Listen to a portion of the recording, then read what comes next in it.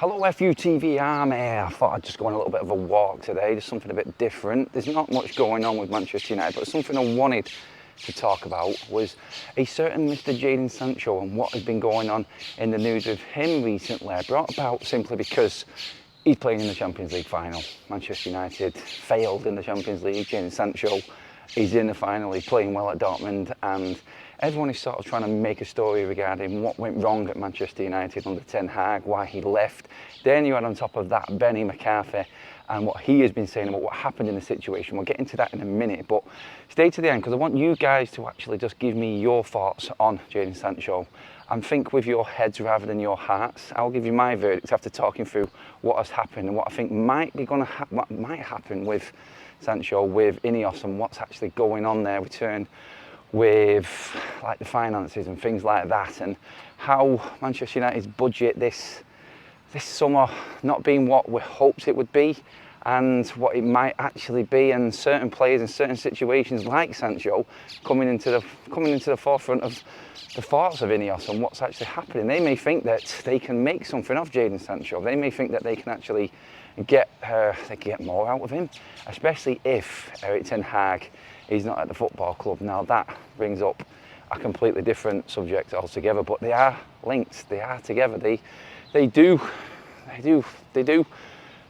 fit, don't they, in terms of stories, and that's what I think is going on right now with Jadon Samcho. Benny McCarthy was basically saying regarding Jadon Samcho that he didn't want to apologise to Ten Hag, because that would mean that he was apologising for being lazy. That would be Jadon Samcho apologising for a lack of effort, like he's not professional, like he's just giving up to what the manager's saying just to make peace. It'll make the manager look stronger, like he's in charge, and he wasn't willing to back down on that. Whether you think that's right or not, I can sort of see, and I always like to balance arguments when it comes to the stories and what's actually happening at Manchester United. I've been full on Ten Hag's side with Jadon Samcho. I thought he gave him time off. I thought he gave him the right support last season, and then this season kind of threw him under the bus. We've heard the stories about him being late, what Nemanja Matic said regarding Manchester United players earning enough to make a party at Christmas time, with the fines that he had for the amount of times that he didn't turn up on time for training. I mean, that's bad alone. But the situation that was in the past. The situation that we have right now is that Jadon Samcho didn't want to apologise because it made him look bad. Well, sometimes you do just have to apologise. Sometimes you do just have to be the bigger man and make things better. But this now, I feel, is with Ten Hag's future well and truly in the balance, I just don't know what Ineos is thinking here, because we're talking about Michael Olise here, and Ineos' approach to this may well be that, you know what, we've already got that right-sided player. We've already got that skillful player that's actually playing at the highest level right now in the Champions League. Already signed up to the club, got 2-3 years left on his contract right now. Yeah, he's on stupid wages, which sort of counteracts the Ineos debate and the Ineos argument in terms of how they're going to structure everything with Manchester United wage-wise and things like that, but still, I'm just going to change hands here because my arm's aching, sorry. Still, you've got to look at it and go, if Ineos are actually looking to save money, per se, or they're looking for a right-hand-sided player, or, in fact, the priorities don't lie on that right-hand side, there's more important players Manchester United actually need, like a central defender, like a central midfielder, and obviously like a centre-forward, positions that we are not well, we're not stacked in, are we? We've definitely not got a lot of options in them positions, as we've seen this season. So maybe Ineos' look on this is that, yeah, we are looking for a right-hand-sided player. We like Michael Olise, but have Ineos actually touched base yet with Jadon Samcho? Are they going to approach Jadon Samcho? Whether you like it or not, this is an actual option for Ineos. This is definitely something that they can pursue, because he is still a United player. He will be returning to United this pre-season. It doesn't look like Dortmund can afford him. He won't drop his wages, which says a lot for his character again. And will the Manchester United fan base take him back? If Jadon Samcho comes back and starts showing the form that he's showing with Dortmund right now, then everything will be forgotten. You know what it's like. Football fans are fickle. Football fans are definitely forgiving when it comes to the football side of things, and they would look at it differently if Jadon Samcho was scoring goals, creating goals, and getting Manchester United back to the top again. That would definitely be where I feel the fan base would forgive Jadon Samcho. Sorry for that. I'll cut off there of light in the background, but what you've got to look at is like 60 million for Michael Olise. Will Ineos pursue that? Will Ineos actually want to spend that amount of money when they know we have other priority positions that we need to get sorted first? Like I said before, the spine of the side. That's where you have to be realistic and go, will he still a United player? Will Ineos actually still look at Jadon Samcho? Will they look at this as an opportunity to actually, you know what? We might already have this player here. David Brailsford, you know what he's like. He'll have sit-down talks. They back themselves, Ineos, don't they? So David Brailsford, people like this, they know exactly what they're about and they know what they can do. And they might back themselves to say, look, we think we can get something out of Jadon Samcho. Maybe this is an option for us to save some money. You just don't know. You don't know what the thinking is, but the reality is at the moment, United haven't got a lot of money. United really can't afford to say we want to strengthen our spine. United have already got a right-hand sided player which is playing in the Champions League this weekend for another football club. You know where I'm going with it, don't you? You know this is an option for United, but I want you guys to let me know what you think. If Jadon Samcho comes back and starts playing again and playing well at Manchester United because we can't find a suitor, is all forgiven? Do we move on?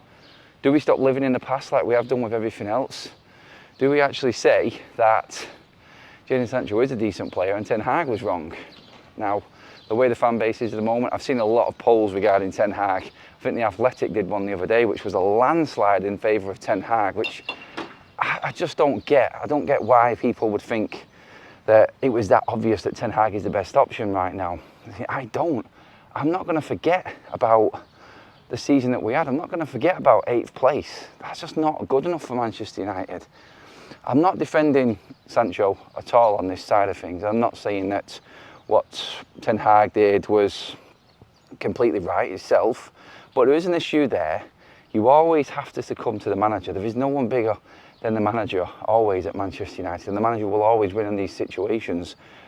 Does this not show you the player power issue though as well at the same time? Just playing devil's advocate again, looking at both sides of things, does it not show you that Jadon Samcho has got too much power standing up to the manager? Would he have ever done this under Sir Alex Ferguson? It's a tough one, it's a difficult one because he is a good player on his day. Manchester United could have utilised him better.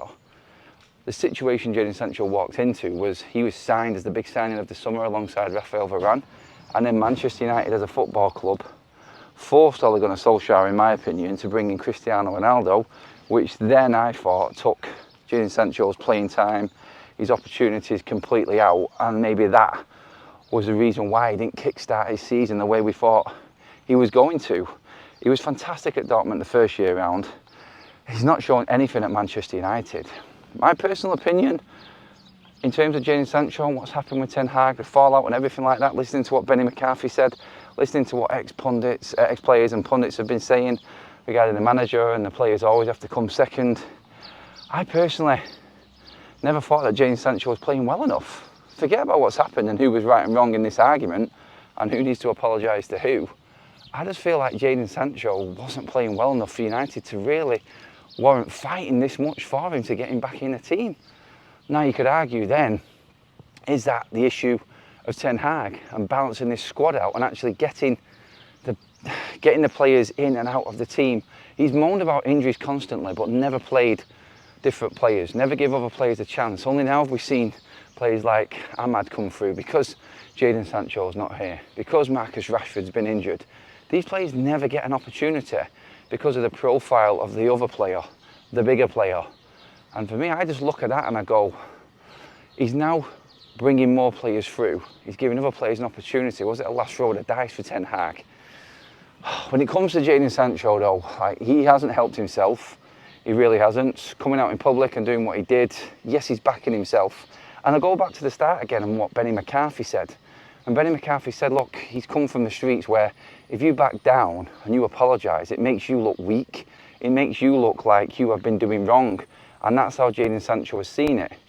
Jadon Samcho looks at it from the point of view where if he does apologise and he comes back into the team, everybody automatically will be on his back anyway because it will prove that he wasn't actually trying, he wasn't giving enough effort. There's there's debates, there's arguments from both sides on this one, there really is, but at the end of the day, Ineos again, and I've said this many times, Ineos do not care. They do not care about what's happened before. If they feel like they can resolve a situation from this point forward, they will go for it. And Jadon Samcho could find himself back in Manchester United's side. Whether we like it or not as fans, this is Ineos' Manchester United now in the way that they're running it.